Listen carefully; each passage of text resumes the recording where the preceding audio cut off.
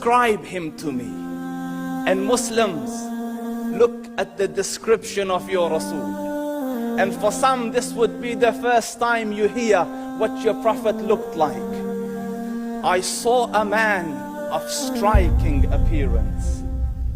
ظاهر الوضاء أبلج الوجه, radiant face, حسن الخلق, beautifully created. لم تعبه الثجلة, his belly wasn't protruding.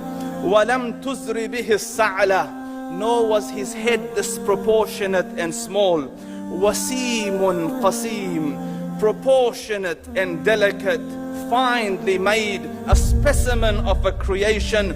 في عينيه دعج, in his eyes there was a contrast. The dark was immensely dark, the white was excessively white.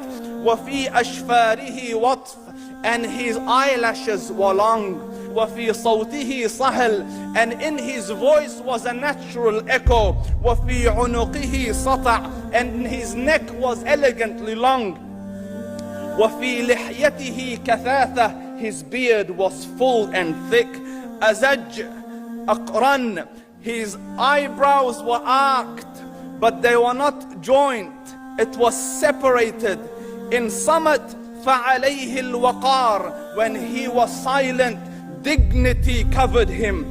وإن تكلم سماه وعلاه البهاء, and when he spoke, it was audible and clear, almost commanding and overtaking.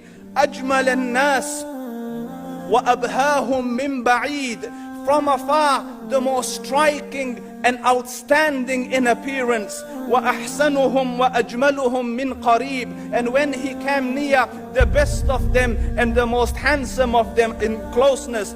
حلو المنطق, such an exalted and sweet level of logic. Like when he used to speak, it was so coherently logical, it was smooth and easy to understand. فصل لا نزر ولا هذر, he was to the point, not excessive, nor too short.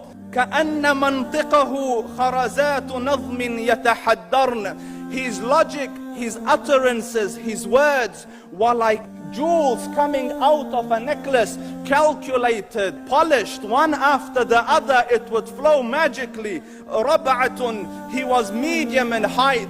Your eye didn't have to strain to look up at him, nor was it tedious to look down at him. He was a comfortable sight to look at. له رفقاء يحفون به, he had friends, the people that were with him, they were working around him to try to serve and protect him.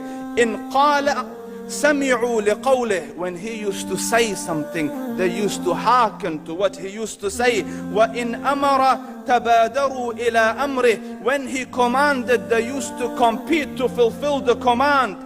This is Muhammad Rasulullah.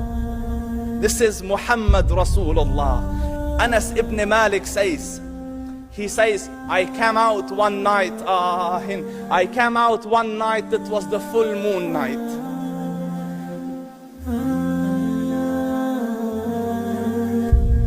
And I looked at the moon, and in the desert, understand, the moon is an awesome sight. It is smooth, it is radiant, it is clear, it is gentle compared to the scorching sun at which they are used to. So the moon was the epitome of beauty. So he says, I came out at a full moon night and I looked at the moon and I saw it, beautiful, handsome. So I said, let me go see if the moon is more handsome or my Prophet is more handsome. Let me see if that is more beautiful or the Prophet is more beautiful. So I went and I saw him standing afar. So I looked at his face and I looked at the moon and I looked at his face and I looked at the moon and I looked at his face and I looked at the moon, and he said, Wallahi, he was more handsome than the moon in its entirety. That is just the look of your Rasul. Aisha radiyallahu anha says, I was sewing with the needle, my needle dropped in the dark, I couldn't find it. I said, Ya Rasul, I can't find it. He moved his face close, and I swear, out of the radiance of his face, I found my needle. And The Prophet sallallahu alaihi wasallam was mind-bogglingly handsome, but his handsomeness was covered with waqar and jalal and hayba. The Sahaba say, when we used to sit at his feet, two feelings conflicting would come on the heart. The first one, you wanted to look at him. You wanted to behold the majesty of his face. And when you wanted to look up, shyness used to overtake you, so you used to look down. Amr ibn al-As says, I sat with him many times, but if you ask me to describe his face, I can't describe it.